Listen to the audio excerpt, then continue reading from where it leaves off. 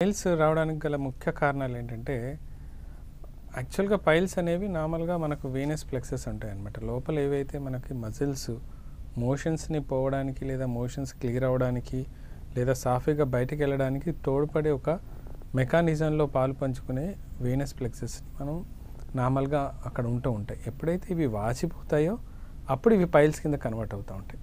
So piles అనేవి సపరేట్గా ఎక్కడి నుంచో మరి పుట్టవు, అక్కడ ఉండే దానికి డిఫెక్టివ్ మ్యానుఫ్యాక్చరింగ్ అయిపోయి అక్కడ నుంచి పైల్స్ మొదలెట్టడం మొదలవుతుంటుంది.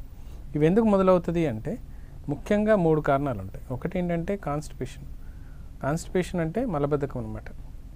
ఎప్పుడైతే మీరు మోషన్స్ బాగా హార్డ్గా వెళ్తుంటారో బాగా హార్డ్గా వెళ్ళినప్పుడు ఎప్పుడైతే మీరు ప్రెషర్ బాగా పెడుతుంటారో ఆటోమేటిక్గా ఆ ప్లెక్సెస్ మీద కానీ అక్కడ ఉన్న మజిల్స్ మీద కానీ అక్కడ ఉన్న వెయిన్స్ పైన కానీ మీరు ఎక్కువ ప్రెషర్ పెట్టడం వల్ల ఆటోమేటిక్గా అక్కడ ప్రెషర్ పెరిగిపోయి ఒక వాపు లాంటి తెరపడే అవకాశాలు ఎక్కువగా ఉన్నాయి. కొన్నిసార్లు ఆ వాపు కూడా పగిలిపోయి బ్లడ్ వచ్చే అవకాశాలు కూడా ఉన్నాయి. రెండో విషయం ఏంటంటే ఒక్కొక్కసారి కాన్స్టిపేషన్ అవటం లేదా మోషన్స్ ఎక్కువ ఇవ్వటం, దానివల్ల కూడా ఇబ్బందులు వచ్చే అవకాశాలు ఉన్నాయి.